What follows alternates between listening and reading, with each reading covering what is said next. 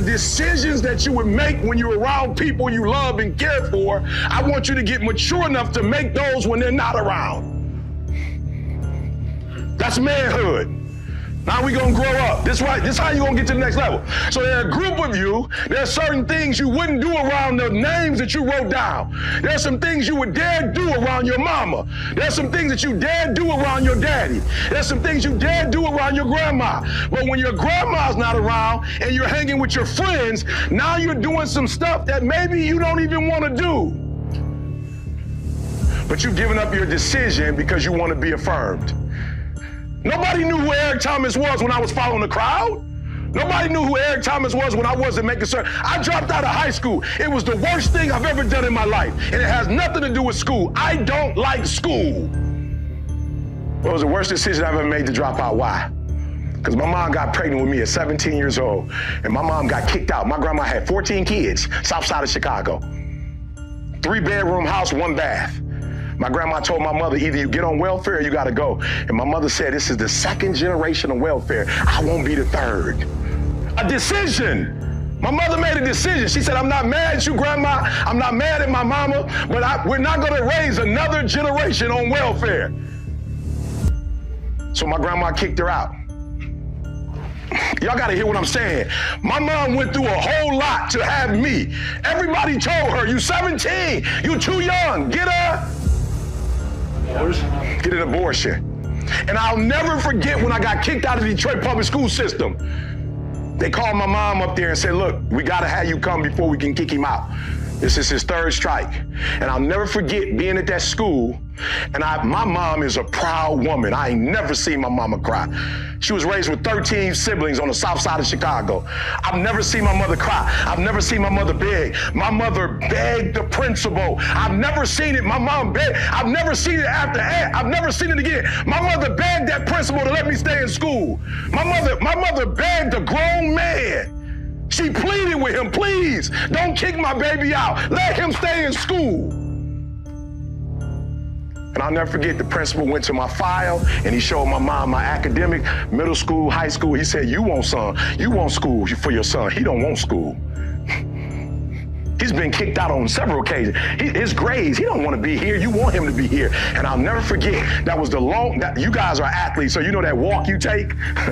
The walk you take from here to the field. I took a walk at 16. I took a walk with my mom, and we walked down the long hall of Detroit Henry Ford, and my mother didn't say a word to me. Oh, you know when, now, I don't know about where y'all come from, but where I come from, when your mama gets so mad she can't talk, you've gone too far. And I remember we walked out and we opened the door and my mom went to her car. And I remember my mom shed a tear. And my mom said, I ain't raised you like this. I don't know what happened to you. I didn't raise you like this. But you know what happened? I was hanging with people and I was making their decisions, not thinking about my mama and how it would hurt my mama. So to be honest with you, the only reason I got a PhD is because when I got that GED and finally graduated from college the first time, I was 30 years old. And my mom drove all the way from Michigan. All those friends that I used to do stuff with, I'm going somewhere. I want to make sure we get this because there's some decisions that need to be made. The coaches are telling you what to do. You got a phenomenal coaching staff, right? They're going to be telling you, professors, parents, but you got to make the decision. Coach going to give you the best scheme. But the teams that win are the teams that get on one accord with each other, one accord with the staff, one accord with your parents, one accord with the values. See, listen to me. I'm trying to tell you guys, you think to be a champion means you run faster, you got more skills. No. The champions have more value. I'm telling you what I've seen. I'm telling you, Kobe just had more values. Kobe just wanted it more than everybody else wanted. Kobe was relentless. Kobe had a value of relentless. He didn't just know the word relentless, he was relentless. It was in his DNA. Some of you say the word, but it's not a value. Some of you say the word because you know coach want to hear the word, but you are not relentless. You just say the word. You repeat what you hear. But when you get to a point where you make a decision to be relentless, there are things that people who are relentless get that people who are not, they don't get. So what coach is telling you, if you really want to be a national champion, you have to make a decision. And I made some different decisions. At 30 years old, I got my first degree. And all my little homies who I got in trouble with, I don't know where they are, but my mama, after all those years, guess who came? The people on the paper.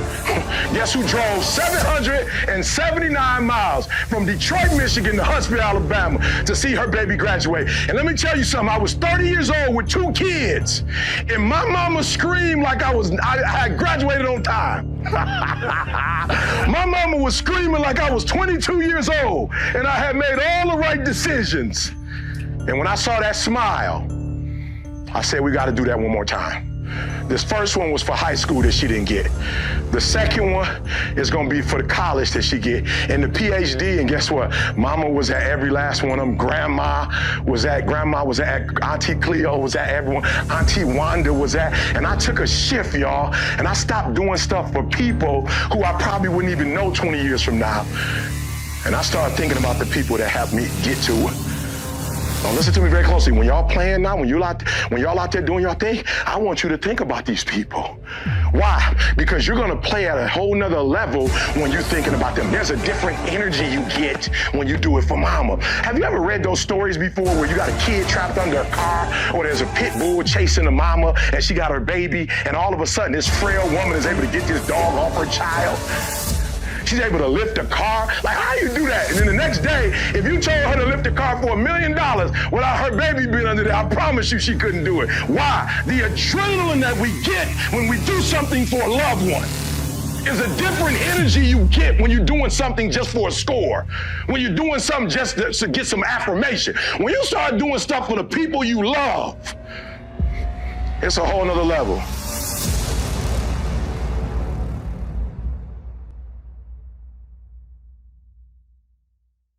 Because there's a part of you that if you don't get it checked, it's gonna ruin every piece of success you ever had.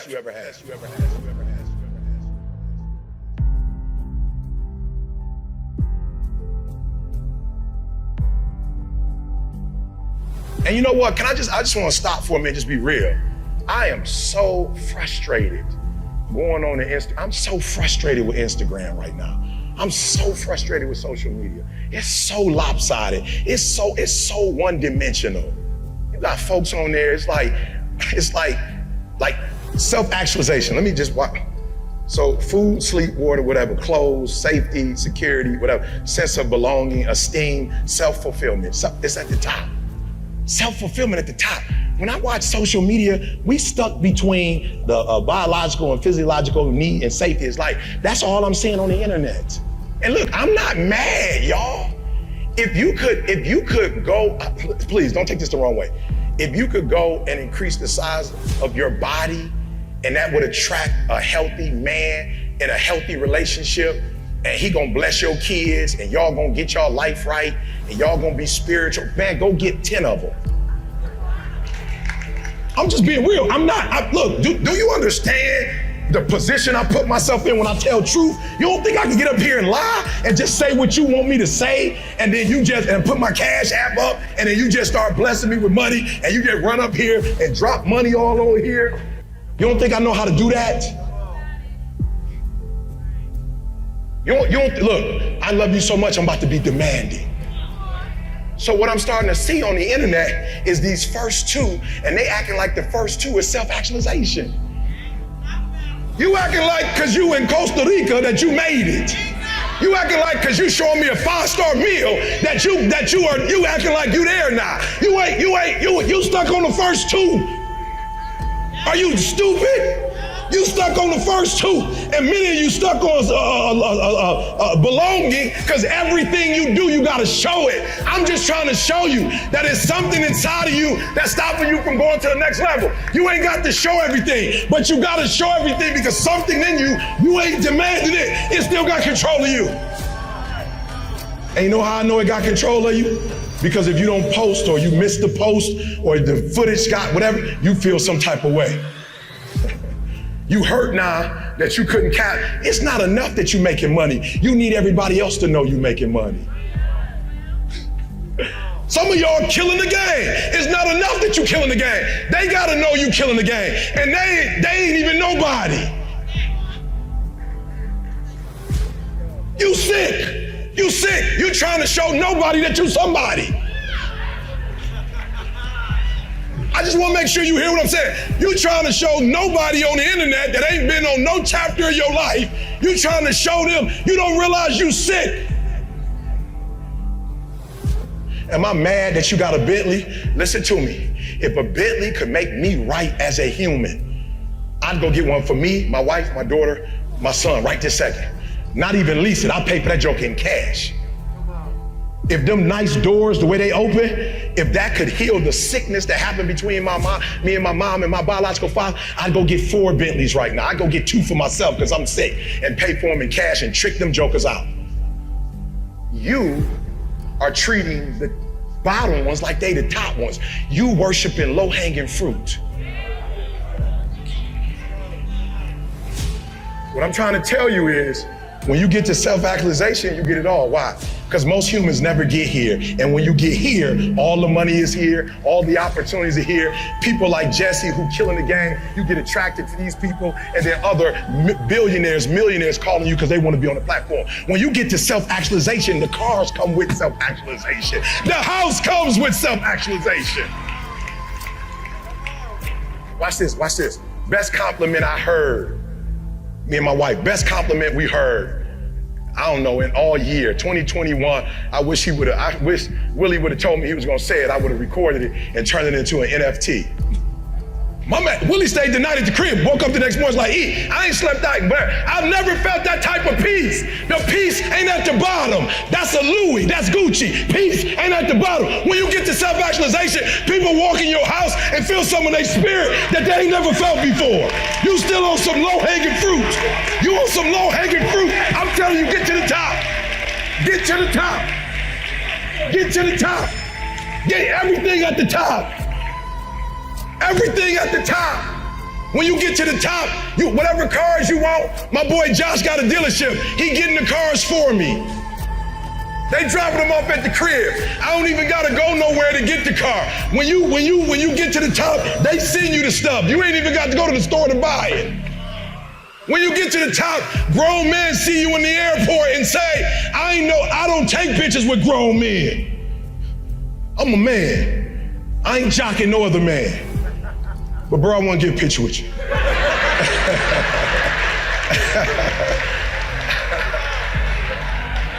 I want to get a picture with you, bro. I was about to lose my wife because I was on some dumb stuff, and you helped me to understand the value of my wife, and you helped me to stop playing. And now I wash dishes, and now I iron clothes. I never was taught to do that. Crying. So let's go back to the first one real quick. I just want to help somebody. Get off the internet if you can. Like, use it, it's a wonderful tool. But we stuck at everybody's showing stuff. Bruh, I'm not tripping on your car. I'm not tripping on your whatever. We blessed. As humans, we get to get up and we get to dress a certain way. When we come out, we get to show the world whatever. I want to see your crib. Like tripping because you got a Bentley. What kind of life you got? Nobody tripping because you got money. What kind of life you got? But trust me when I tell you, when you get to the top, they all gonna become. And why? Because when you get to the top, you start elevating past them. So the people that just own money, you could pass them up. Can I get some personal development stuff on? Can I see you growing in your house? Can I see you and your wife, you and your kid? Can you just be honest with me about some of the hell you're going through? Willie Moe, when you put the picture up and you was crying, I was like, praise God. When some other man who's showing all this stuff, all he got coming out, the Louis with 10 bags. Why do I care about 10 bags? That ain't about to do nothing for my life and my soul. Why you keep showing me your car and your stuff? You might really be there. Can you show me how you got there?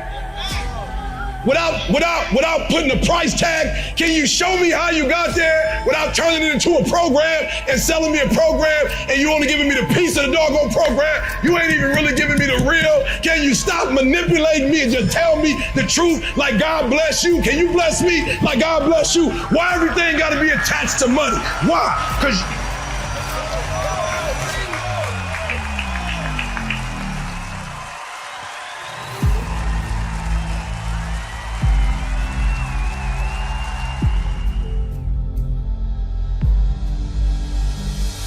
let's go to work. What do you want?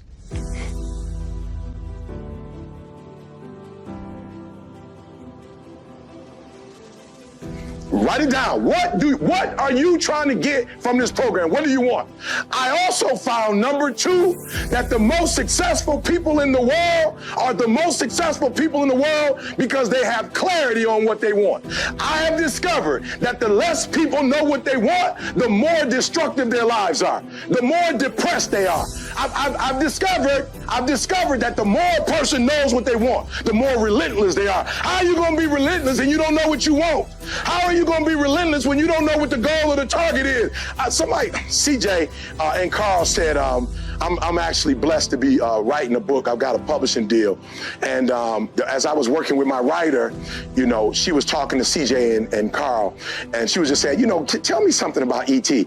And they said, I'm going to be honest with you, E.T. wants it more now than he's ever wanted it before. They said it's weird. I don't know how. He's number 1 in the world. He's hungrier now than he's ever been before. It's like an obsession. Like he's obsessed with being the best that he could be. He has an insatiable desire. Why? I have a target. What's the target? The Nobel Prize. That's the target. That's the target. When you're in football, it's the Lombardi Trophy. I want to show you the power of clarity. LeBron wakes up every day and does what he does because he knows what he's going after. It's specific. The Lombardi Trophy. I saw Lombardi name here. Lombardi in football. Stanley Cup. It's specific. Nobel Prize. Somebody said, why are you going after the Nobel Prize? Because LeBron going after. Because Tom Brady going after. I'm going after what Martin Luther King went after. I'm going after what Gandhi went after. I'm going after what Mother Teresa went for. I'm going for what? I'm going for the Nobel Prize. And that's why I wake up with so much passion every day, because I know what I'm going to get. I don't wake up for a car. The car gonna come with the Nobel Prize. I don't wake up and look for money. Money come with the Nobel. There's no Nobel Peace Prize or Nobel winner that's broke. There's no Nobel winner that was in poverty. There's no Nobel Prize winner that you don't know, that they don't have recognition, that they don't have impact. So I don't have to chase that stuff. I'm chasing the Nobel Prize. You owe them your best. No excuses. You're not kids no more. You're an adult male now. You owe. Somebody worked hard to give you what you have. You at least owe them what you said you was going to give them. No more. I'm not asking for no more. But whatever you told coach and the coaching staff you was going to do it. Girlfriend or no girlfriend. Do it. Tired or not tired. Do it. You said you was going to do it out your mouth. You're a man now. And a man is only as good as his word, not his emotions. Your emotions don't win championships. Emotions don't build buildings. Emotions tear it down. So whatever's going to cause you not to be your best, stop it. You owe somebody in this room. I'm here today because I owe my mother, and I did her wrong. I owe my mother. The best thing I could have ever done for my mother was graduate from high school so she, like every other parent, could sit in that room and hear her last name called. And I blew it. I didn't give her that. But I will spend the rest of my natural life. My grandma was proud. My grandma said, what was that? What was that? That was Wingstop, Grandma. I'm going to Wingstop. Grandma told my father, go get me something from Wingstop. My baby was on Wingstop. My auntie watched the sermon I do every Saturday. She watched and texts me, are you hearing what I'm telling you? You owe people. You didn't get here on your own. Somebody made a sacrifice before you. You owe it to this university to bring a national title. That's a legacy. That's a legacy. Your responsibility is not to come here and just eat off the legacy. Your responsibility is to come and defend the legacy. Because if you don't defend it, it won't be here 5 years from now. It won't be here 10 years from now. I'm writing a book. I'm not writing a book for myself. As a matter of fact, I told them, keep the $400,000. I don't need it. Give me 50-50. I don't need y'all money. Give me 50-50. They said, why you want 50-50? Because this book is for my grandkids. We're going to make millions and we're going to make sure they have something when they come. And the kids are already straight. Why? Because of the decisions that I made. I made some decisions not to play video games. I made some decisions not to watch TV. I made some decisions that I want. What do you want, Ed? I want a better future for my kids than I had. And I love my mom. And I love what she did. But she had me at 17 years old. It was a child raising a child. And there was some dysfunction in there. Is this generation going to be perfect? Absolutely not. But we're going to set each one up to be better. What do you want? Not what do you want to get. You're a man now. Not what do you want to get. Not what do you want to receive. What do you want? And what do you want to do for this program?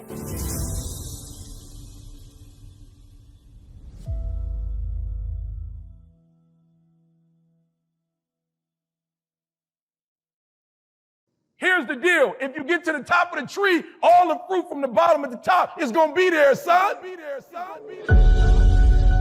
I'm trying to tell you the reason why you're not doing it is not because you don't have what it takes to do it, not because you don't have the ability to do it, but whatever it is you say you're going to do, the meaning is not strong enough. Somehow the meaning is not strong enough. You've not put enough value in it.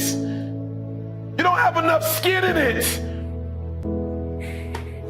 You played around with it so much that you don't have nothing to lose if you don't do it. What I'm telling you is you got to create the type of scenarios, not the goal, the type of scenarios that if it doesn't work, you lose everything. And because you cannot lose everything, you got to make it happen. So I don't need you focusing on cars and money and stuff. You're going to get that. I need you to focus on why you were born in the first place. Why are you here on earth for this particular time? What are you doing here? And those of you in this room, you are great. You are phenomenal, and you're not walking in it because you don't know who you are and what you want. So there is no playtime. There is no fun time. If you don't know what you want, then you've not begun to live yet. And so I need you to spend, hey, E.T., I don't know what I'm passionate about. You better find out. It's our time right now. I want to make that plain. Listen to me very closely. There should be a sense of urgency. We don't have another 100. We don't have another 150. We don't have another 175. We don't have another 200 years. They talked about the legends. One day you will be gone, but you may not necessarily be a legend. You're going to die regardless. Being a legend is a choice. It's a choice. There's only one thing that changed. I went from a victim to a victor. The only thing that changed, guys, is my perspective about life. I realized that nobody owes me nothing and nobody's probably gonna give me nothing. And if something's gonna change, I'm going to have to make it change. I activated. Like you don't see that on YouTube. You don't see that on my TGI. It's a dog fight. My wife, 7 legions found on her brain. It's a dog fight. It hasn't been easy. It's a dog fight. The road hadn't been success. Like it's just a paved road and like E.T. go this way. It's been rough. It's been crooked. It's been hard. But I've made up in my mind that I will get a reward for the pain that I go through. I will not stop in the middle of the process. I will not be defeated. I will not be destroyed. I will take everything that happens in my life and I will allow the pain to push me to greatness. You will not break me. You will not stop me. You will not defeat me. The only way I lose is if I quit. It's going to be a dog fight. And so if you're ready to quit, then don't get started. If you're ready to quit, don't get started. If you're looking for this easy path, don't get started. If you think they're not going to close the door on you and say no 1,000,000 times, don't get started. But every time they close the door, I just get excited. Why? Because I am not a no. I'm one yes away. I'm one yes away. You can't keep telling me no forever. You can't keep denying me forever. This type of energy, this type of passion, you can't stop it. You can contain it for a while, but you cannot stop. This is life. And you can't defeat me. Look, that's my whole message. It's just gonna take me some time to get you there. I can, I will, I must be demanded. I can, I will, I must be demanded. I can, I will, I must be demanded. You gonna get it, I can, I will, I must. When you feel it in your spirit, I can, I will, I must be demanded. I can, I will, I must be demanded. Demanding.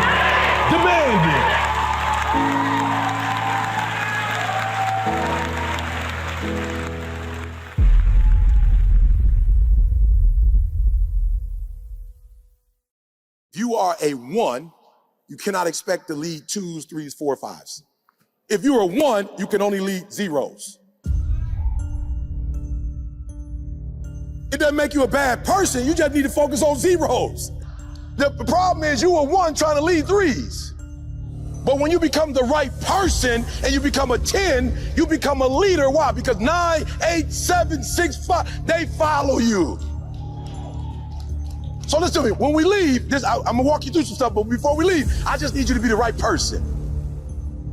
So I was listening to a young lady, on Instagram with my wife, and she was like, well, why do men do this? My wife was like, I don't know why my wife was talking to Instagram. I was like, sweetheart, she can't hear you. But my wife was like, young lady, you're not dealing with men, you're dealing with boys. So you're having problems. And I said to my wife, I was like, wow, we've been married 31 years. And as I became a man, my wife started doing things that she wouldn't do when I was a boy. And my professors started doing things they wouldn't do when I was a boy. And businesses started doing things for me that they wouldn't do when I was a boy. But when I became a man. And so for those of you who, I don't want you to think leadership is you're over somebody. I don't want you to think leadership is a title, because it's not. Leadership is you become. So I want to say it one more time, we're going to get started. Kia said to me the other day, I was speaking somewhere, and he was like, a marriage thing. And he was like, man, I can't wait to get married. I was like, whoa, relax. He's like, I'm trying to find love. I was like, you can't find love. Like, it's nowhere. Like, if you could find it, I would tell you where it is. But you can't find it. I said, here's what I want you to do. I want you to spend time becoming a man. And somewhere in this world, she's becoming a woman. I don't know when it's gonna happen, but somewhere, you're gonna be somewhere doing man stuff. And she's gonna be in the same room doing woman stuff. And y'all gon', as a matter of fact, here's what blew my mind, right? I just figured this out about 3 or 4 years ago. I've been with Dee Dee since 90 we got married, 87 we started dating. Some kind of way my wife and I were talking about 3 years ago, and I come to find out that my wife's mother was close to my family. I didn't know her. And my wife was at the same funeral with my 5-year-old cousin when he died. I was about 7 years old, she was 6. We were literally in the exact same location at 6 and 7 years old. We both were at the funeral, but we didn't get married or meet each other then because we were both kids. But when we both grew up and realized what we wanted to do in our lives, we collided at a church and we went to college together and got married after our freshman year. Today is about becoming. And once you become, you won't. So I'm not number one in the world. Listen to me, I see you. I'm not number one in the world, guys, because somebody told me to go on YouTube. Nobody told me to go on YouTube. There was a recession. Ford, GM, Chrysler went down, and I just thought, what up? I just started motivating people on Monday. It's your boy, E.T. Bump, thank God it's Friday. There is no thank God it's Friday without thank God it's Monday. You don't have no money on Friday if you ain't went to work on Monday. There's no partying if you broke. So let's not focus on Friday. Let's focus on Monday, because if we have an explosive Monday, we can have a phenomenal weekend. And the world started listening to my stuff. And then I went from doing it on Monday because the world was loving it. I'm walking through the airport, people like, what up? Do that thing you do. I'm like, what? The what up? I'm like, that's corny. Like, bro, I'm from the D, bro. I don't be just walking around doing that. I just do that. That's like asking JJ Dynamite every time he walking around. Like, bro, I don't do that, bro. That's corny. They was like, no, do it though. And I was like, all right, what up? I'm in the airport feeling crazy. What up? It's your boy, E.T. And the world started loving it. So guess what I do? I started doing it every day. And then I started doing it twice a day. Then I started doing 3 times a day. That's just what I'm saying. 120. Nobody told me to do that. I just started developing. How did you get so much content? I was just reading a whole bunch of books. What makes the great great? I was just reading books.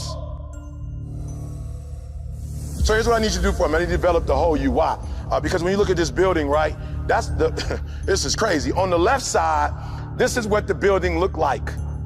on the left side. And I wish you could see the big pictures, like palm trees, the ocean is right there. This is in Miami. It's beautiful. But when you look on the left side, what happened was somebody was more concerned with the glass on the outside. Somebody was more concerned with the countertops. Somebody was more concerned with the marble floor. Somebody was more with the chandeliers. And they came in and saw it and spent thousands of dollars to be in this. Somebody didn't do the real work. And one day, because they didn't do the real work, the whole building crashed down.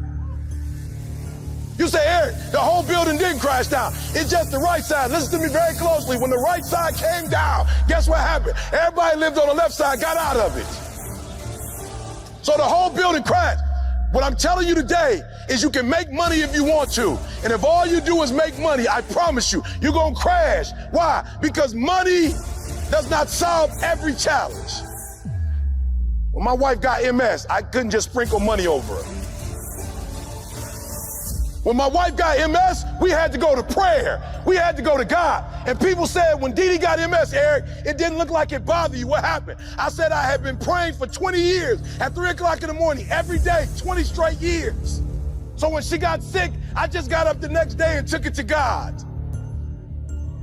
And if you see Dee Dee today, you wouldn't even know she had MS. Why? Because prayer solves some things money can't. But I can't.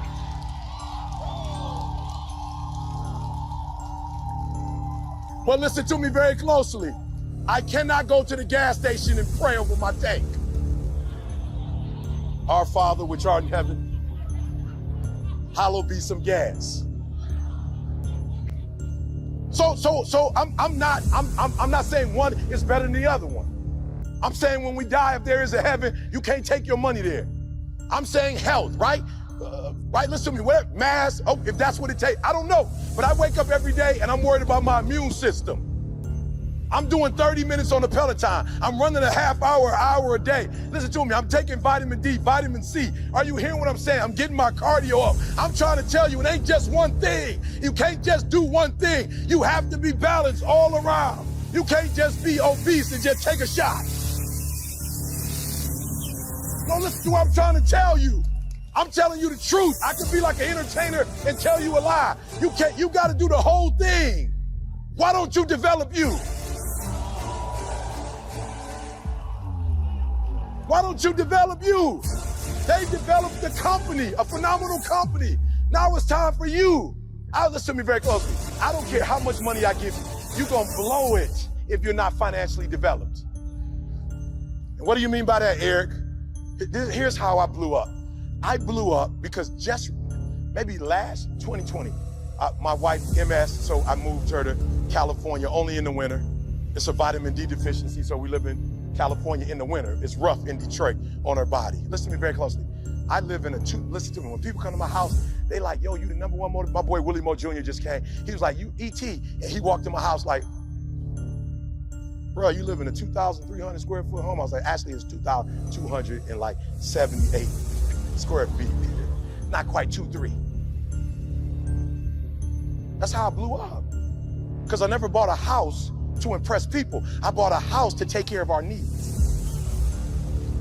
No, I'm not saying there's nothing wrong with a big house or a mansion. I'm not saying that. I'm just telling you, when I bought my house, I didn't buy for you. I bought for us. I didn't buy so you could come over and go, whoa. And so when my boy left, he said, man, E, I've never seen that in my life. I was like, seen what? He was like, the peace that's in your house. That's whole. He didn't say nothing about the car.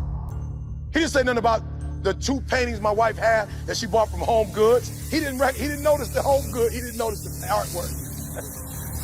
It took her hours to find those pieces.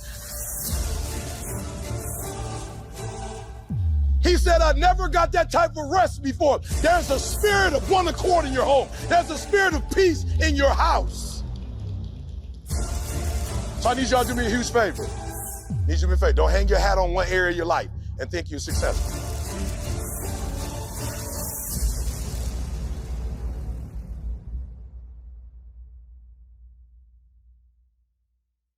Somebody talk to me.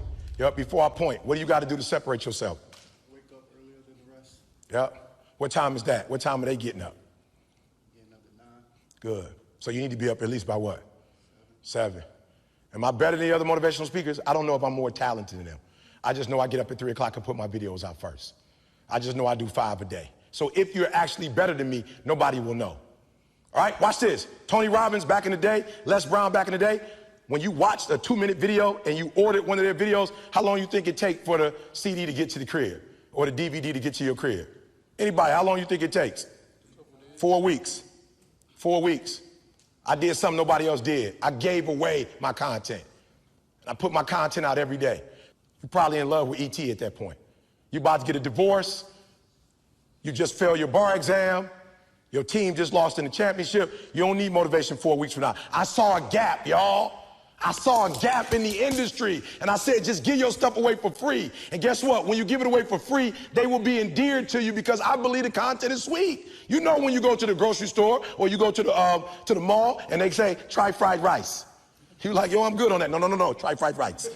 You're like, bro, I want to try fried rice. And then you taste it, you're like, ooh. They're like, come, $5.99. Right? They gave it to you for free. And then you bid it for free, and guess what happened? You bought a whole meal. So I'm being real. What are you going to do to separate yourself? I separated myself. I started getting up early, 3 o'clock in the morning. I'll never forget a kid from Chicago told me, like, yo, E, you talking about thank God it's Monday. You release your videos on Sunday night. I said, bruh, it's Sunday in Chicago. It's Monday in Singapore. It's Monday in Australia, baby. We ain't just getting American money. We all over the world. I'm separating myself. I'm putting my stuff out on Sunday night in the shy, but in the world, it's Monday. So what are you doing to separate yourself? 2, 3 more. Talk to me. What are you doing? Wake up early. I love it. What are you doing? Having extreme ownership. Good. Taking extreme. I love that. Accountability. Coach ain't got to tell you. Your mama ain't got to tell you. Your daddy ain't got to tell you. But that's what happened when you got an entitled spirit and you think you there already. You don't hold yourself accountable. Good. Talk to me. Figure out your priorities. Good. Figure out your priorities. Give me some of your priorities. So you leaving the gym early. Give me an example sometime what you left the gym early for. Good. How much money that pay you? No, I'm gonna say it again. How much money that pay you? But staying in the gym could possibly do what? Take care of your family. Good. Somebody else. Love it. Talk to me. Stop worrying about what other people got. Good. Stop worrying about what other people got. Because one day you're gonna what? Gotta be yourself. Bro, when I see these bros when I see them making paper, this is what my mama used to tell me. My mama say, if he got his mail, then that mean the mailman is on the... When I watched, and this year I'm like, whoa, we can make that kind of money, let's go, eh? And guess what? It don't mean I'm gonna make the same money, but it shows me I can be a millionaire as an African-American male who puts in the time with his craft. So I'm not watching what other people are doing, but am I being inspired by other people? Absolutely. So we're not watching what they do because guess what happens? Just because a man is on top one day, it don't mean he's gonna be on top forever. And just because you're not on top today don't mean you ain't gonna be on top forever. Who would have ever thought Toronto would have won this year? Right? That came out of nowhere. Everybody was saying what about the East? Everybody was saying what about the East? They don't got a chance, right? All kind of stuff happened, they got a chance. So I love it. Good. 2 more. Where we at, baby? Talk to me. This is where the rubber meets the road, where you take personal accountability. Good. Hey, can I say this? No disrespect to rap and where rap is, but like, don't try to be something you like. Don't listen to stuff on and try to be something you're not. All right? Don't be like a studio gangster. Right? For real, some of y'all, you come from good backgrounds. Like, embrace that.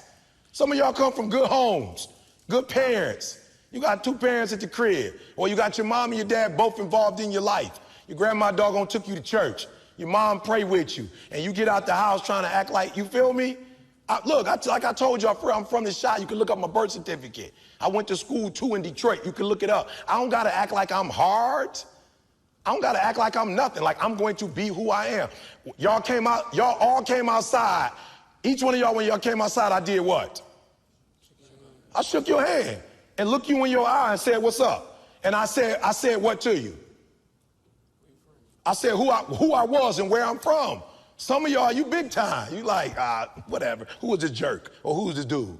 I'm like, I don't care how big time you are. Hi, I'm Eric Thomas. My grandma would kill me if I don't introduce myself. That's just what my grandma taught me. That's polite. I don't care how much money I got. I don't care how much fame I got. We all humans. Be who you are, bruh. Whoever you are, wherever you come from.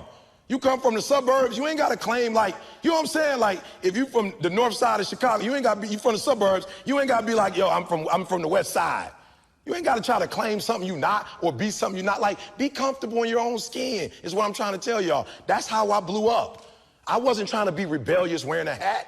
I'm from Run DMC era hat, LL Cool J hat, the Fat Boys hats, UTFO hats. That's the era I'm from. I've been rocking 5950s since I was 16 years old.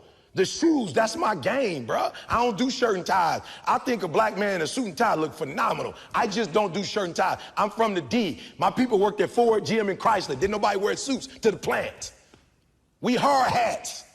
So I'm myself, bro, and I'm comfortable with myself. I'm about 5'10" with my shoes on. I'm comfortable. Dude, like, are you short? I'm comfortable. Married 5'10". Been married 30 years, 5'10". 2 beautiful kids, 5'10". I don't need to be 6'6". That's your life. I see dudes 6'10". I'm like, you wasting it. You bragging about you 6'8". You wasting the height. I'm using all my 5'10", bro. I'm using all of it. Not to be funny, I ain't never got beat up. I use all my 5'10". I ain't been broke. I use all my 5'10". I use my mouth. I don't dream to be 6'4". I love my life. Y'all gotta start loving your life. And whether you make it to the league or not, you are not who you are because of the league. You are who you are because of who you are. And if you make it to the league, then the league is gonna be blessed with your presence. Are you hearing what I'm saying? Be comfortable on who you are.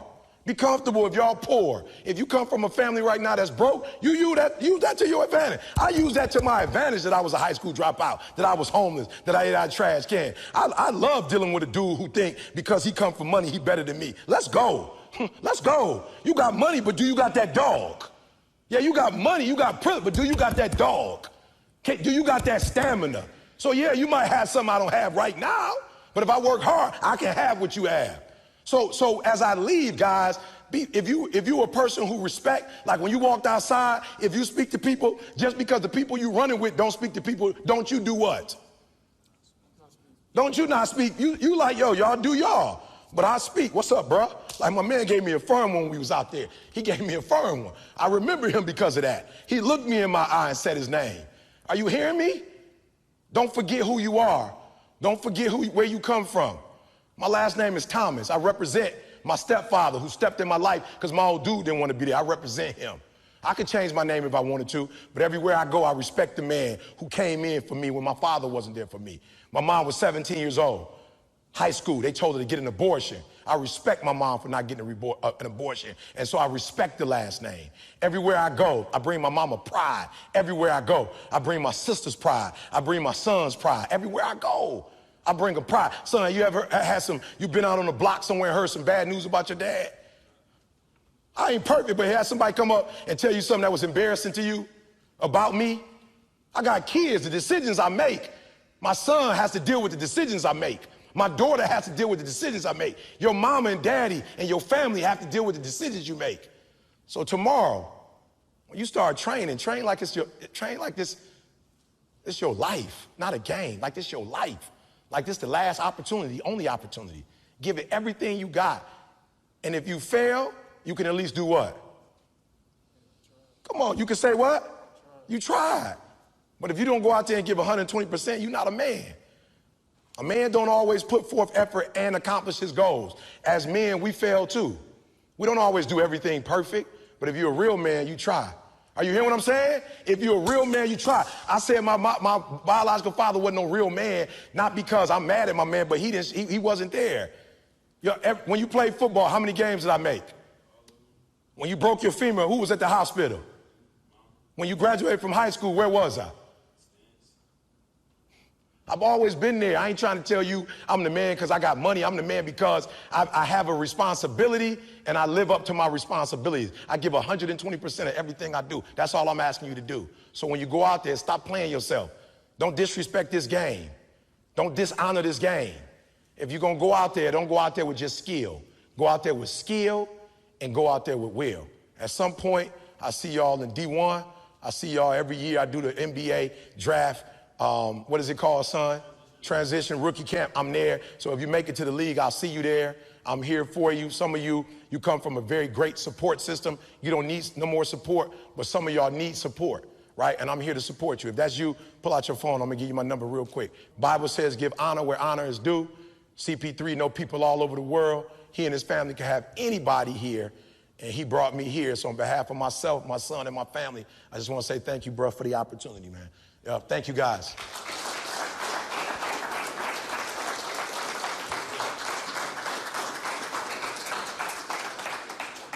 If y'all don't mind, we're gonna go back and forth. You know, and it's a privilege for me because, and somebody just tell me real quick, you know, I'm old, so when I was born in the 70s, like my grandma would have a picture of Dr. Martin Luther King. Anybody, y'all familiar with Dr. Martin Luther King? I just know, you know what I'm saying? I know, you know, this generation really ain't like, some of y'all ain't into black history like that, but when we was young, my grandma would have a picture of Jesus Christ and Martin Luther King right there, right? And so when we was coming up, Martin, Malcolm, Marcus Garvey, you know, Sojourner Truth, Harriet Tubman, like that's what they put in us, right? So real quick, the reason why I like to do this kind of stuff is because you guys got an opportunity of a lifetime. And sometimes, you know, your youth is the best thing you got going for you, but sometimes it could be, you know, it could be the opposite, right? So let me just ask you this question. What state are we in right now? Good, North Carolina, right? So you talented, a lot of y'all talented, but let's just say 150 years ago, 200 years ago, right here on this actual land, if it was a whole bunch of black men in this room like this, you would be what? You feel me? I just want to make sure y'all get it. So I know you sweet. You like, yo, I'm a baller, I'm going to the pro. I get it. But what I'm trying to explain to you is 200 years ago in the same land, on the same spot, it could have been dudes that look just like you, buff as you, tall as you, as talented as you, but they didn't have an opportunity to do what? They couldn't go to the league. They could only go where? To the fields. And they had to work from sun up to sundown. So hear what I'm saying. Opportunity. You have an opportunity of a lifetime.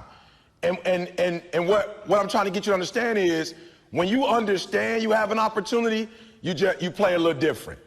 For real, like when you realize it. So I'm a high school dropout. So when I got my first opportunity to speak, just like a lot of you, I don't know, tell me the age. When you first picked up that rock and was like, yep, this is me. How old were you when you was like, yep, I can do this? 10 years old, 10, 11 years, that's big. How old were you? 12 years old. How old were you? 13. You talk to me real quick though. Give me that. So what was it though? You picked up the rock. What happened? Like, how did you know? All right, football ain't necessarily that. That may not be like I could do it, but this is what I want to do. What did that feel like? Good. And so what was you doing? Was you dribbling, shooting? Good, shooting, right? And when you were shooting, you was like, yep, I want to go to the league, right? So there's a league for you. But I told you 200 years ago, if you picked up a rock, there wasn't what? There wasn't a league for you. So you got a league now. So when I dropped out of high school and I started going to this church and let me speak, I picked up the mic. I was 16 years old, I picked up the mic. I'm not gonna say it was the best speech I ever did, but when I picked up that mic and got off that stage, I was like, yep, I can do it. And so you looked up to who when you played ball? Like, who were the people you looked up to? Kobe. LeBron. CP. D-Wade. Kobe. I was the same thing with me with Dr. Martin Luther King. When I saw Dr. Martin King up there like in Washington, like all those people, I got a dream. When I saw Malcolm, like boom. And I saw hundreds of black men, boom. Like, let's go. I'm like, ooh, I could do that. Like, I could do that. And then when I found out I could make money doing it and I could take care of my family, I was like, showtime. Like, you only got one shot, E. So here's what I want to tell you. You have an opportunity, but to keep it 100, how many jobs are in the NBA? For real, because I know you sweet. I'm not taking nothing away from that. But you got to understand that pride come before a fall. You got to understand that pride come before a fall. So I want you to be sweet, but don't be so prideful that you don't look at the facts. It's 400 jobs. It's 400 jobs in the league. But how many, let's just say, for real, I ain't being prejudiced, but how many just black men in the United States of America do you think trying to go to the NBA? You think it's more than 400? How many of y'all think it's about 1,000 dudes? Chicago, Detroit, Gary, Indiana, Houston, New Orleans. How many of y'all think there's more than 1,000 cats across the country, LA, Oklahoma, who trying to go to the league? Let me see your hands. Jersey, I'm sorry, no doubt. Don't forget Jersey. I love it. Don't forget Jersey. Jersey trying to go. How many of y'all think it's 10,000? He said more. How many you think? So you say millions. So I say about 50,000 maybe who can really play. You have 50,000 people who all is trying to fight for 400 jobs. France, Italy. So now you ain't even, you right. You probably, he said millions. You probably right now. You know what I'm saying? Because I was just thinking about the United States of America. I'm not thinking about the rest of the world. And so you said 400, but are those 400 jobs available every year? So those 400 not even available. So I don't know the numbers because I don't play ball. Somebody give me the numbers of what's available in the league every year. How many real jobs are in the league every year? 45 jobs, and you just told me you got 1 million of them wanting. So I just want to tell you a couple things, right? Because when we were enslaved, there were some people like Frederick Douglass. He had that dog. Go study him. He was like, y'all ain't gonna lock me down. I'm good. I'm gonna get my own freedom. You're not locking me down, right? There was people, Booker T. Washington, Frederick Douglass, like go back. Carter G. Woodson, that dudes back in the day, they wrote. So here's what I want to tell you, that a lot of the people that's gonna get those 45, they're gonna have to have that dog. Right? So I want to say this to you. It's a lot of you for real. You just feel like flat out. It's just automatic. That's how you feeling. First of all, you got to realize there's injury. Anything can happen to you. So let's not even deal with injury. Let's just deal with for real. 45 jobs and everybody fighting for them. Number one, I'm going to be real with you. Number one, if you're going to get it, you're going to have that dog. You're going to have that dog. You're going to have to be that dude that say, I'm not just going with skill. So here's where a lot of kids that I meet, I don't care what it is. I work in NFL, NBA, Major League Baseball. I work with soccer. I'm in Australia working. I'm all over the world. Sports, period. There's a one type of dude who feel like because he's gifted that it's just an automatic road for him. And let me tell y'all something. You are gifted, but you better humble yourself. You listen to what I tell you. How many people in here, you 6'6" or taller? Let me see your hand real quick. 6'6" or taller. All right, let me say this to you. You ain't had nothing to do with that. You had absolutely nothing to do with it. That was the creator. You had nothing to do with that. I'm just being for real. Dude 6'8", he got Haley like I'm the man. That's like you came out. Your parents, however the DNA happened, you just came out with those skills. You were born with that.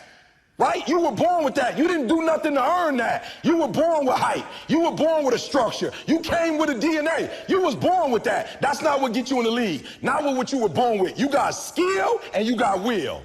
You got skill and you got will. Two total different things. You were born with certain things, but to get to the next level, and not just get to the next level, to stay at the next level, you got to have will when you get to that next level. So when you play, you have to compete. Right? Now, let's be real. Y'all got to, you don't owe nobody in this room. I want y'all to be honest with me. How many of y'all can honestly say, when it comes to the game, practice, that every time you practice, you got that same dog? You giving 120%.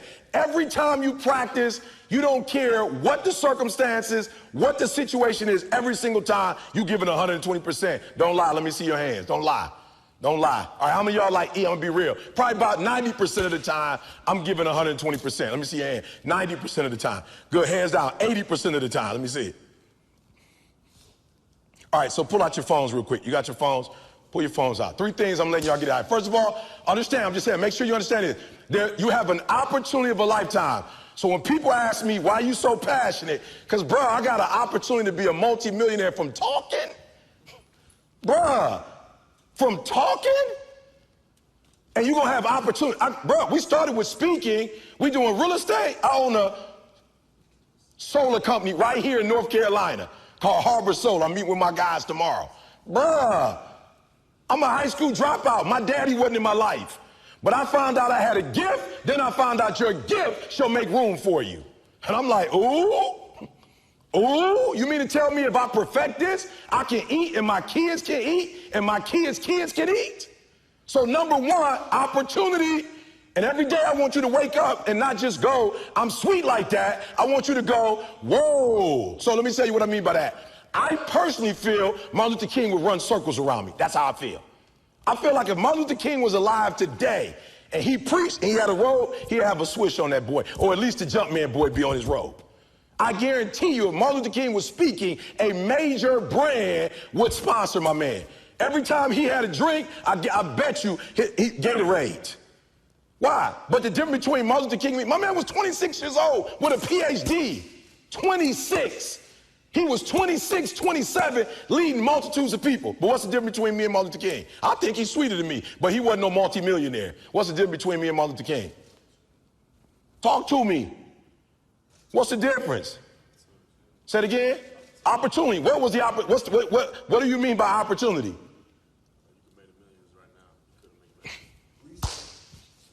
You said it. He couldn't do what? Why couldn't he make money in 1960 something? Why couldn't he make millions? What was happening to him? Instead of him making millions, what was happening to him? Segregate dogs. They sicking dogs. He in jail. They taking water on my man. They got police like brutality, beat my man down. I don't have to go through that. I got an opportunity. You got an opportunity. So here's the deal.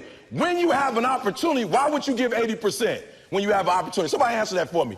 Y'all talk. Why would you give 80%, 70%? Why wouldn't you always give 120%? It's sports. It's basketball. Ain't no segregation. Why wouldn't you give 120%? Talk to me. What would make you not give 120%? You got to answer it. Good. Injury? All right, so how many of y'all don't give 120% because you injured? That's the only time you don't give 120%. Let me see your hand. Okay, good. Give me something real. Good. It don't mean enough to me. I want y'all to answer. Come on, because it's going to mean some of you answer. Why don't you give 120%? Good. Who said that? Good. What do you mean you take it for granted? Good. You take it for granted. Good. What else? You think you got it. You think you got it. Let me ask you this question. I know you sweet for real. I know people talk about you. I know when you walk through the store. Look, I worked at Michigan State for 4 years. I've been in D1 all over, whatever. I know, I used to tease my ballers in D1. It's like they don't even got clothes. When they walk around, they just walk around with like whatever college you go to. It's like that's your gear. You ain't got no clothes. Like you can come to class when you want. You can do whatever you want. I already know. You the man. We know that. Like, I already get that. When you walk around, you young, people want your autograph. Every time you go somewhere, people whispering, is that you? I get that. But he said something important. You may get it, but right now what? You don't got it. For real. You might get it, but right now what? Oh, I can't hear y'all. You may get it, but right now what? You don't have it. And you acting like you what? So when you act like you make it, what happened? Good. Give me some more stuff for real. That like I'm not giving 120. Talk to me. What else? Say it again. You said it's difficult? I can't hear him. It might get difficult. Okay, cool. And what do you mean it might get difficult? I don't play ball. So how can ball get difficult? Stop making shots. Good. Stop making shots so you lose your confidence. All right, what else? What else is stopping y'all from giving 120? We can't fix. Here's the deal. When y'all go play tonight, tomorrow, my goal is for you to go 120. So you're going to have the right people in here helping y'all. But if you giving me 70, 80, 90, you ain't giving me 120. You're not going to get out of this experience what you're supposed to get out. That's my job. From today on, you play whatever your best game is. You play that level every single time. It doesn't mean you're going to score every time, but the effort has it. You can always give 120% effort. You can't dictate if the ball going to always go in. You can't dictate what kind of game you're going to have. You can't dictate how your body is going to respond to moving around. But you can dictate your what? You can dictate your good. You can dictate your, you can always give 120 on your effort. So tell me, again, give me two more. Why don't you always give 120% effort? Say it again. Lazy, what does that mean? Why at your age would you be lazy?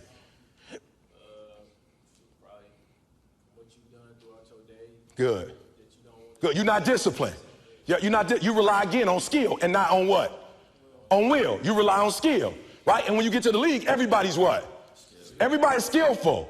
When you get to the league, everybody got skill. You ain't in high school no more. You ain't in college, right? For real. I tell the football players all the time. I work with Auburn, Clemson, whatever. Like, guys, 9 out of the 10 teams you playing, they whack. You only playing about 3 good teams. But when you go to the pros, everybody you playing is a pro. Good. What else? Why wouldn't you give 120%? Effort. I got one. Yep. Just like they're doing right now, instead of speaking up, everybody wants to be cool. Yep. Nobody wants to stand out and be a leader. So instead of somebody just stepping up and standing up and giving them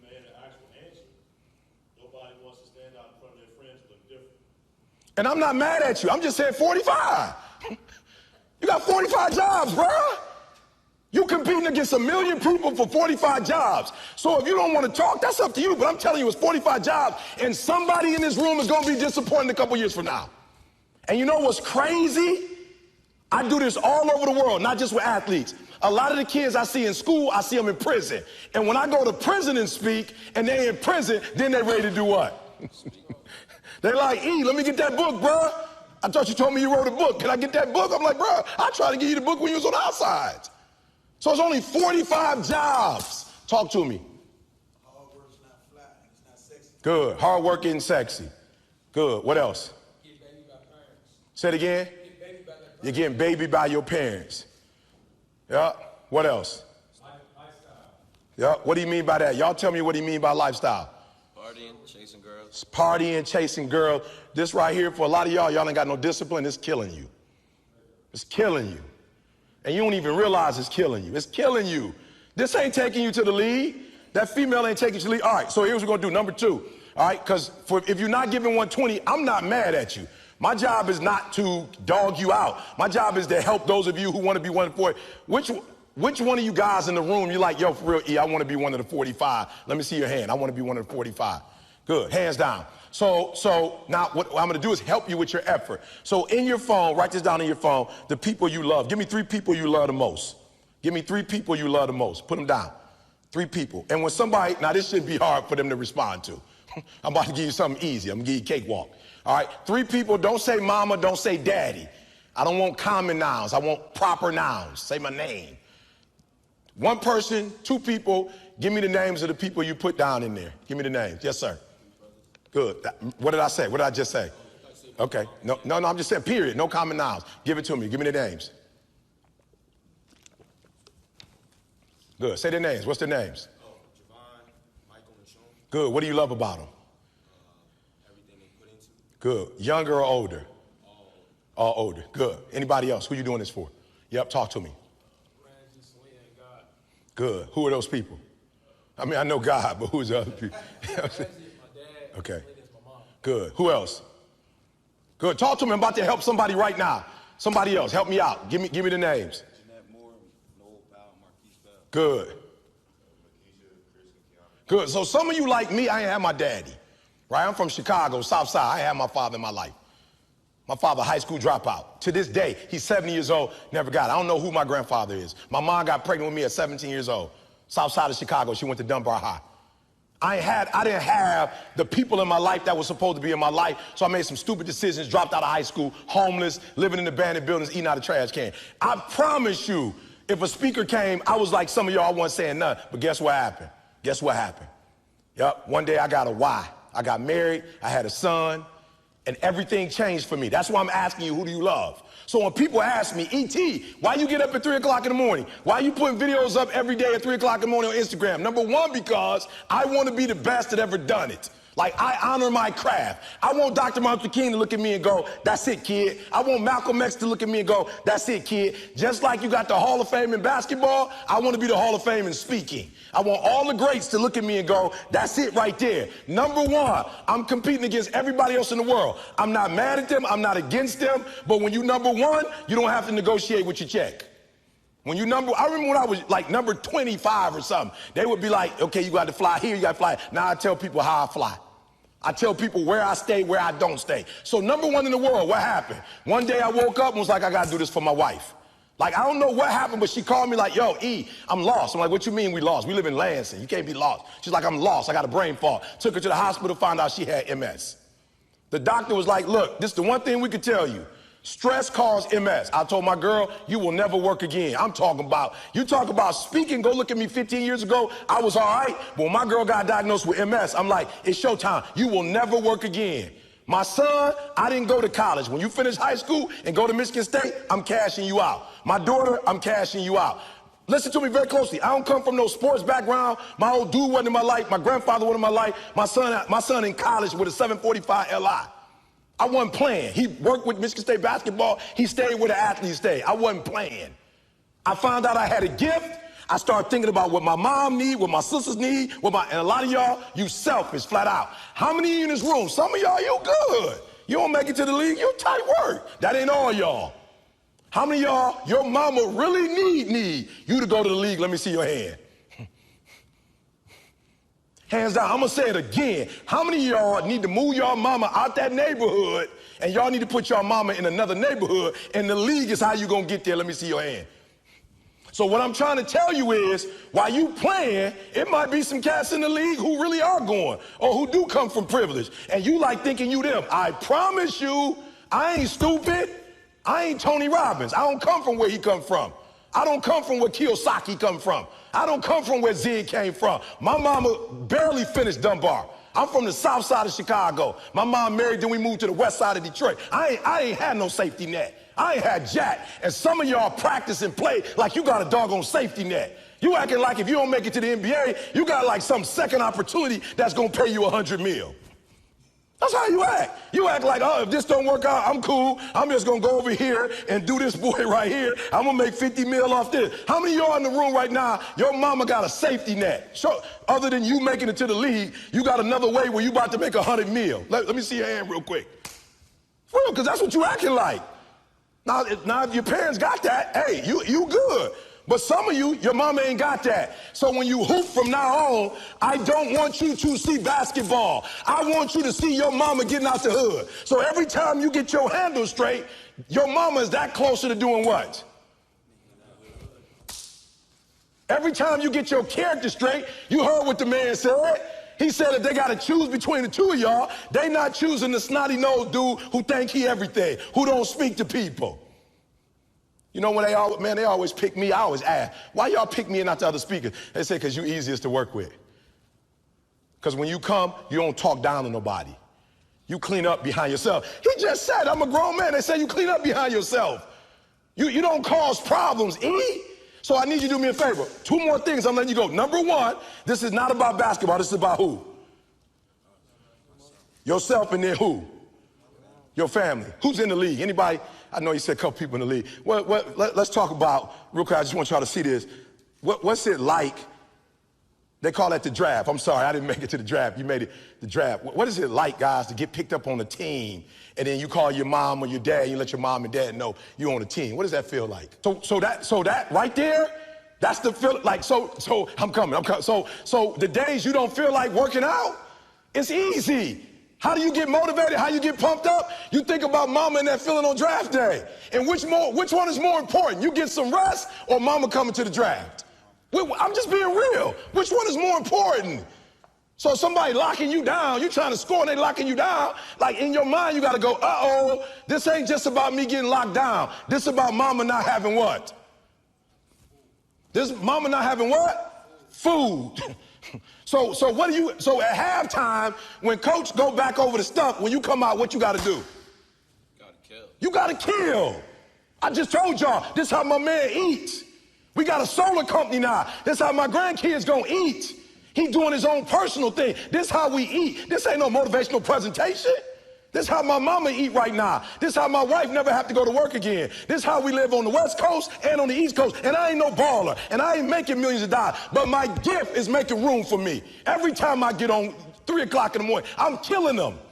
I'm killing them. Tony Robinson can't keep up. He's a phenomenal speaker, but he ain't from the Chi. He can't keep up. My motor. I got a different motor.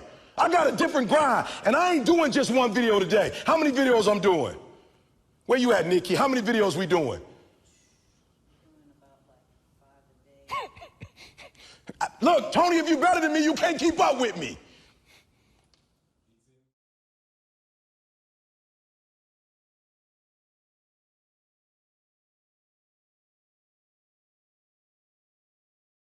I'm not suggesting that you don't work hard in terms of an idea, but I'm trying to tell you, if you grind, you will be broke the rest of your life or you will barely make it. This society did not become rich by workers. It came rich by the people who knew how to put the workers to work. Oh, come on, somebody. I know, ouch, amen, whatever you want to say.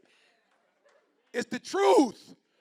This country got rich off of 400 years of not paying nobody. That's how they became rich. It's free labor. You making somebody work for 400 years for free? Yeah, you rich. You ain't got to pay nobody. You ain't got to do insurance. I don't get insurance. I don't even get like paid vacation. I don't even get to take no time off. I'm a slave and I'm sick. You got to go pick cotton. And then if you get sweet with it, Eli Whitty, you get sweet with it and make a machine, you're not about to get the patent to the machine. Your master about to get the patent. And you might get lunch regularly. But you're not about to get paid.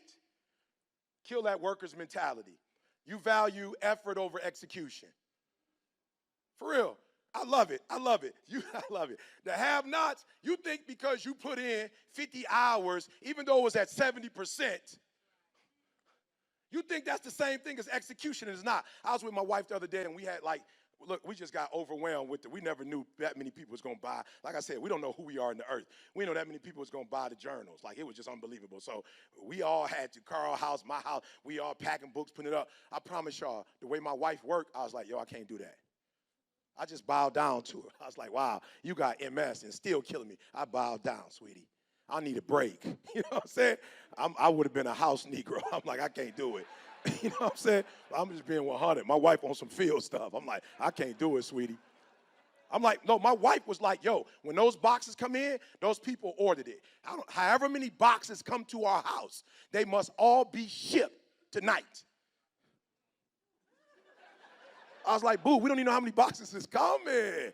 I said, can we count the boxes first? We have no idea how many boxes coming. We don't even know if we have enough supplies. My wife, that's a different mindset. My wife said when they come in the house, they will be packaged, and whatever post office she found out one point, I said, the post office closed at 4:30. She said the one in our neighborhood, the one up the street 15, 20 minutes away, it closed at 9:30. I said, how you know that? You know what I'm saying? I only know about the one by the neighborhood. She got a different mindset. So a lot of you think for real, like you put in a lot of effort and you looking at your boss like, what's up? But what you don't realize is your boss don't make money off of effort. Your boss make money off of execution. So I watched my wife grind, and we got them suckers done, and they kept coming in, and she kept doing it, and I was burnt out. I ended up getting a gig. I was like, praise God, I'm out. I was on the plane first class like, thank you, Father, for the break. You know what I'm saying? Bless her heart. Right? You entertainment seeking. E, did you see Power? Absolutely not. Did you see the Game of Thrones? Absolutely not. I'm trying to blow up. I'm trying to blow up after the blow up. I'm number one. Now I'm trying to find out what's after number one. And you know what that is? That's not a speaker. That's a businessman. So I'm trying to own as many companies as I can, get as much equity as I possibly can. I don't got time for the Game of Thrones. I'm playing my own games. I'm trying to sit on a throne. You know what I'm saying? Trying to get a throne. I'm just saying, for real, some of you broke and you still entertained. Like, I'm not even tripping on those of you who got money and you comfortable and you want to chill and watch it. I'm talking about those of you who are complaining about your job. You ain't got no money and you sitting here complaining about, but then you watching all the TV programs. That's a have-not mentality. The rich person made Game of Thrones. They don't even watch it like you watch it. They can't even enjoy it. They put that joker together. They watching it like, that didn't come right. Oh, Lord, she didn't say it right. They were off. Oh, man, okay, next episode. You sitting there in a house that you can't even afford. You in your mama basement watching Game of Thrones. You just comfortable. I just need to come out right now. See, give me a device on the next one. We can just start hitting folks in the face. Just blah. I need to bring you to your senses. You in your mama basement watching TV. All right. Pleasure before payment. For real, you like to get, you do things that you can't afford. For real, you do stuff you can't afford. And then you don't understand that this society is built rich off of people who like pleasure before payment. They making money off of you because you buy a car you can't afford and they charge you 5-6 times more for it. They give you a house that you can't afford, and you thought it was $300,000, but come to find out when you finish paying for it 15, 30 years later, that house wasn't $100,000. Now it's about $700,000. You didn't pay the extra $500,000 for a house. That's not worth it.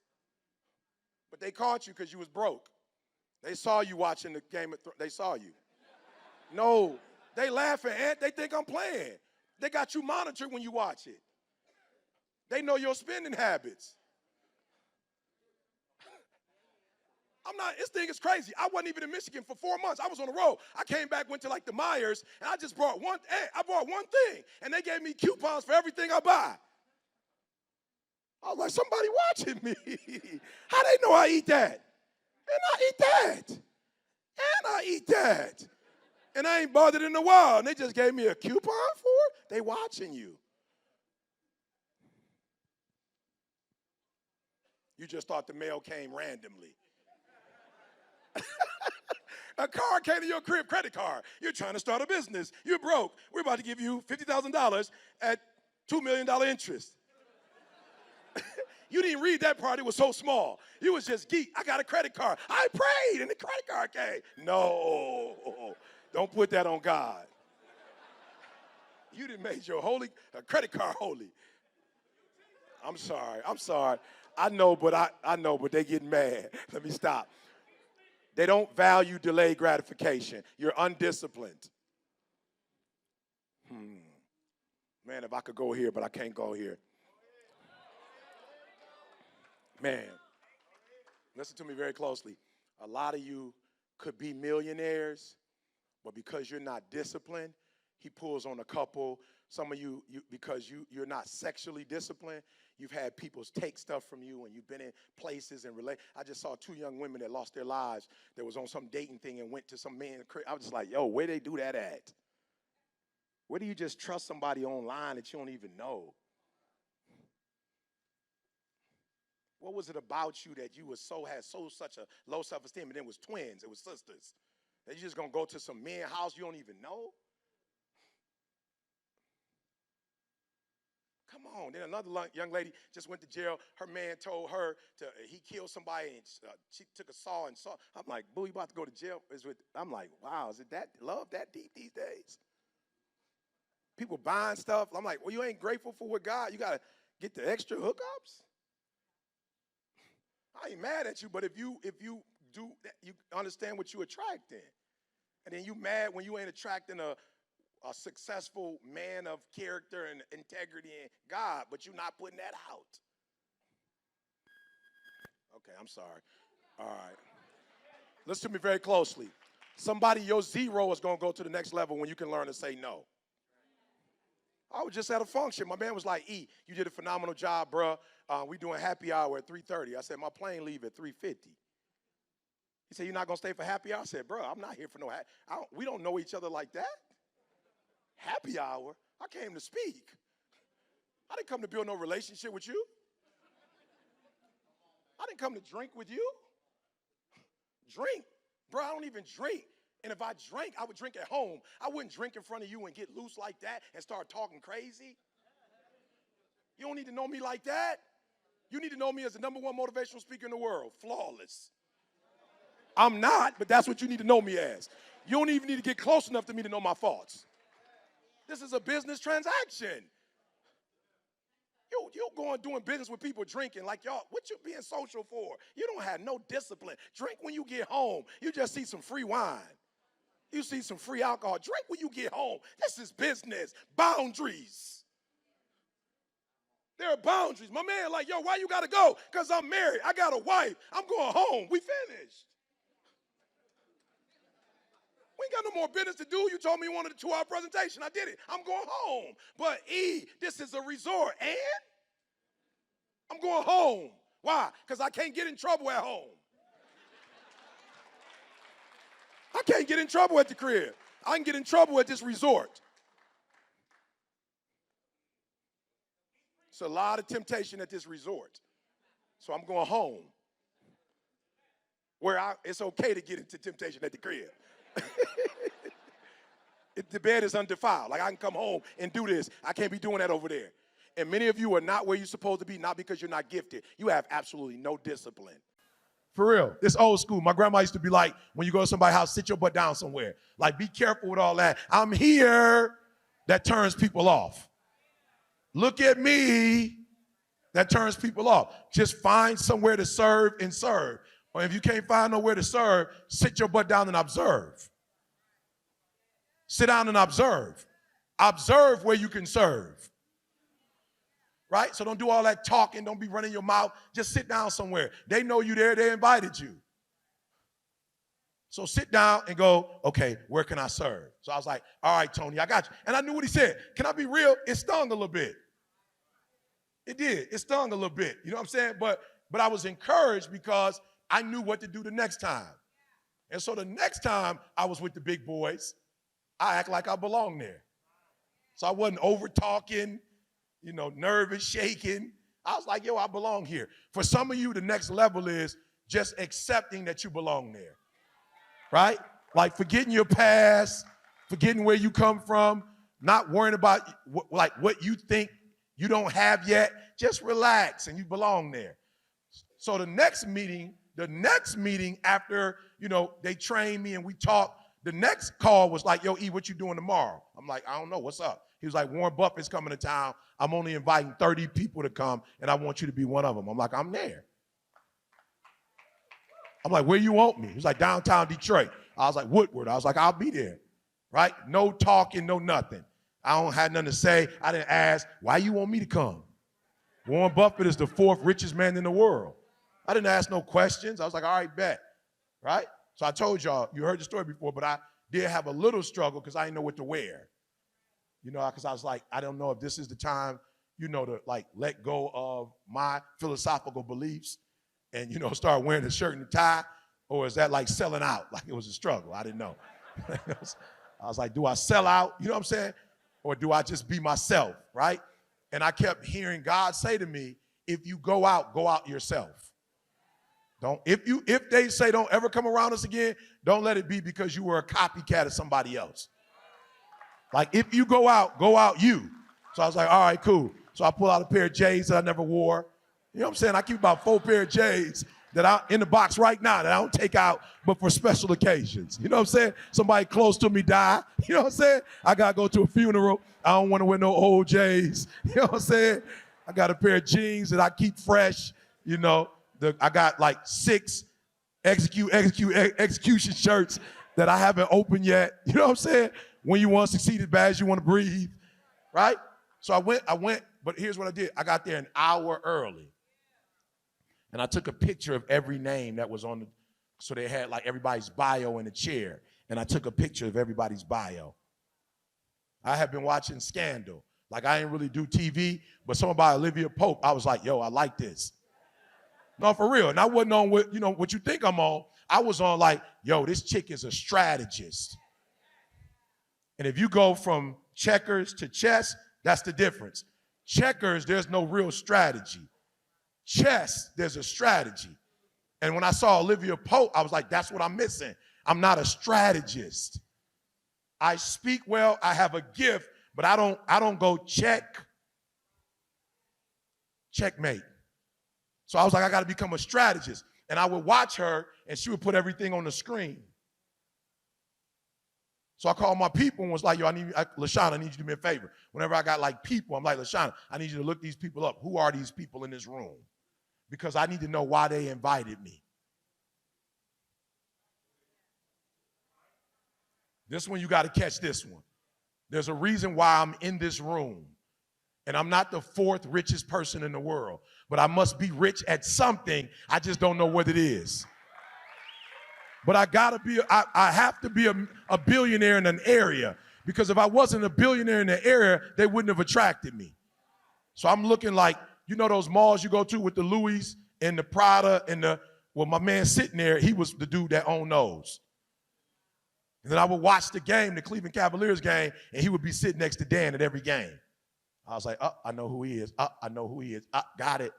They all like own property, like billions of dollars worth of property. And I started doing my homework, and I was like, ooh, I see what they don't have, though. While they have money and they do business, they don't have the human experience. That's what they're missing. So these dudes, like, for real, when they come to business, but they're trying to build Detroit, but you can't build Detroit if the people of Detroit don't feel you. So I was like, I got it. I know why they brought me in. I'm a billionaire when it comes to people. And Dan know every time I sit next to him and he put that on camera and he put it on Instagram, now the people of Detroit gonna go, oh, if he's sitting with Dan, Dan must be good people. Now, you're not hearing what I'm saying. So I was like, oh, I am worth $1 billion. I got it. So then once I knew where my value was, it changed the whole relationship. So Dan would hit me up like, I need you to do. I'm like, bro, I can't do free no more. I appreciate you. You taught me a whole lot. Dan actually gave me an office right across from his office. And I could come whenever I wanted, ask whatever questions I wanted to ask. And what Dan helped me to see is that broke people go by, and this is no disrespect, but listen to me. There's two Americas. There's the have and the have-nots. The have-nots work. They exchange time for money. The haves come up with ideas and make you go to work for them. They don't work.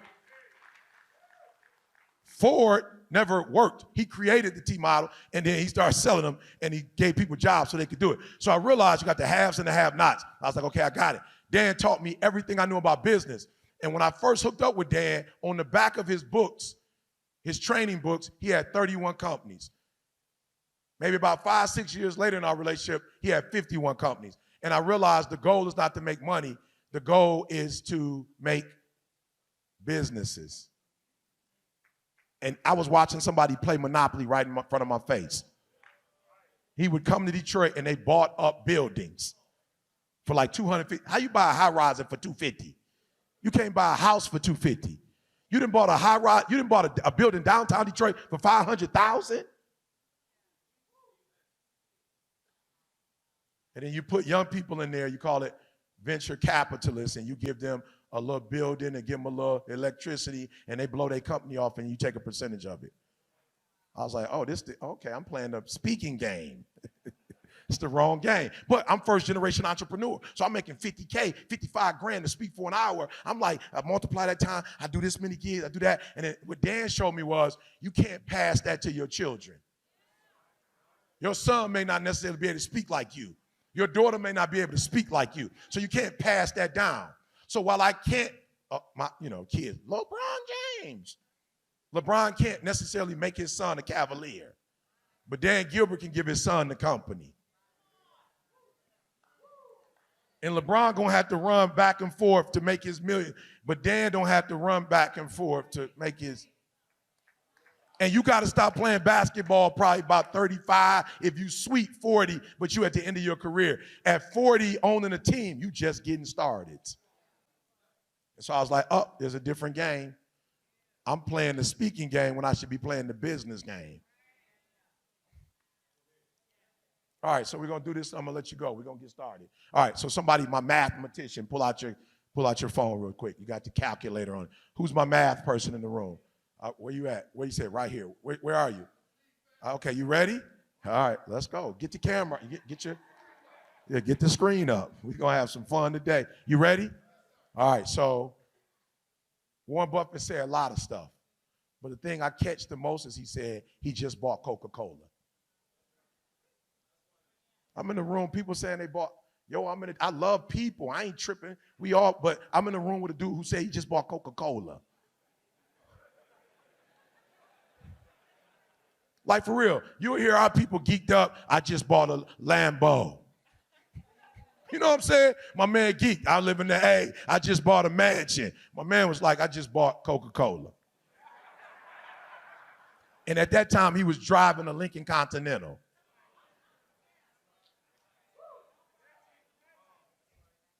And he had on a suit that looked like it was from Sears and Roebuck. I'm just being real, bruh. He have on no Obama suit. My man was the 4th richest man in the world. Bill Gates and him like this. He ain't coming in flashy, but I never seen in my life 30 men who worshiped a man like that before. These are dudes that are used to being worshiped. When Warren walked in the room, it was like, whoa. It was like Dr. J walking into a room with NBA players. Like MJ walking, I was like, whoa. Like I paid attention. I was like, yo, they worshiping my man. And he wasn't even on that. He was like, what's up, everybody? Sat down. They was like, Warren, how are you? I'm like, yo, bro, you worth the bill. Right? So he said he bought Coca-Cola, right? So after he said that, he said he bought Coca-Cola and that they sell 18 million Coke products a day throughout the world. Yeah, pull that up. 18 mil a day. It's a different conversation. I ain't heard one like that since. Now I'm about to help y'all. I'm going to share what they shared with me in that room. I'm going to share it with you. So he said 18 million, right? Products a day. All right, come on, somebody help me out. A Coca-Cola, the Cold Boy costs about what? No, not no $1.25. I just bought one. It wasn't no $1.25. I'm just being real. I just bought a cold one. It wasn't $1.25. Somebody bought one. How many? $2. It's about $2. Okay. He talking about back in the day. All right. So let's say $2 times $18 million. 36 million times 365. Give me that. How much is that? 13 billion? Okay, watch this. 13 billion. 149 million. Watch this. Give me 10% of that number you told me. What's 10% of that number? 14 what? 13.9, right? 13.9. So now he raised it a penny only. So how much is that? So you said 13.9, you gave me 10%, give me 1% of what that big number was. 1.3 what? Million? So how much did he make with that penny? He added just a penny. He bought it and just added a penny. How much did he make in a year? 31 what? One more time. 131 million. Now he already made whatever they was making, but he added a penny to it. I'm sure he's added more to that then. That's the conversation I'm listening to, like, ooh. Ooh. So when I walked out the room, I said, there are a group of people that have and there are the have-nots. I grew up, I got both now, because I used to stand in the line with my grandma when we used to go get the food stamps. Downtown Detroit, like by the Eastern Market. We stand at Focus Hope. And we stand in line. There's a long line of have-nots. And we go grab it. They give us a thing of beef, meat, and it had beef. It was white with a cow on that joint. And you bring it to the crib, you open it up like peanut butter. And it's got the oil at the top, shredded. Y'all know what I'm talking about. And then it was the cheese. I wasn't really feeling the beef thing. I'm like, I'm good on that. But the cheese, I'm like, it's gonna make some real good grilled cheese sandwiches. Now you gotta be sweet with it because it don't cut normal. You feel me? It's a special cut to it. You can't just, you know what I'm saying? It ain't like Kraft or nothing like that. But it's like special cut to it. Take a little longer to melt. But if you slice it right, butter that joint out, you good. Then the peanut butter was good, but you gotta be skilled. Because if you take that joint and just slap it on the bread, it will tear your whole bread up. That joint be tore up. So you gotta have skill with it. You feel me? Right? So then my mom, right, worked at Ford, old dude at GM. So I was with the have-nots. I was with the have-nots that had a little. Right? You still couldn't just be going in the refrigerator though. Remember that? You ate 3 times a day, but you couldn't just be going in the fridge and just grabbing stuff out. You remember that? How many of y'all grew up, you just couldn't go in the refrigerator like that? You feel me? Y'all wasn't poor, but you just couldn't be making sandwiches randomly. You feel me? Ain't no random sandwich. Like, all the sandwiches are accounted for. You feel me? The eggs, you know what I'm saying? It's like you get 3 eggs, you get 3 eggs. You feel me? Mom would buy us the little, Charlie Brown little desserts, but you just couldn't be smashing these for school lunch, right? Then my grandma was on that when we go to her house. You can't eat this food unless you go to church food, right? So I was with the poor, like didn't have nothing, people who didn't have a lot, but they lived from check to check. And now I'm running with dudes who own and the Cleveland Cavaliers. My wife, I'm like, sweetheart, she want to go to the game. She's like, where we sitting? I'm like, I don't know, but he owned the team. You feel me? It's got to be a decent seat. At least we'll be able to see the game from where we are. We get there, we behind LeBron James. So every commercial, I told you, you talking about getting fed, 5149. Those are the kind of relationships you want to be in, that even where you sit, people hit me up. I see you, I saw you on the commercial. I'm like, you saw me where? I see you at the commercial. They show Bron. You know they showing Bron the whole game. So now companies call me like, how much you charge? I was like, you see I was at the game behind Bron? I don't know if you saw that or not. Oh yeah, no, I was charging 20 grand last year. Oh no, I wasn't, I was sitting behind Bron. I worked with the Cavaliers. And watch this, my boys was like, did you talk to the team at half? I was like, nope. They was like, you ain't talked to Bron at half? Nope, because I was sitting with the owner in the owner's spot.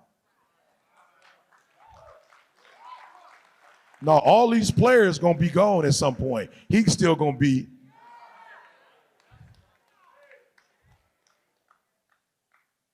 All right, so I want you to be honest on this piece of paper. I know you're not in the, welfare. You wouldn't be here if you was on that, right? But I need you to identify where you are and where you like to be, right? And don't let your pride get in the way. It's okay. Don't let your pride get in the way. We ain't on pride right now. This is where I am, but this is where I'd like to be financially.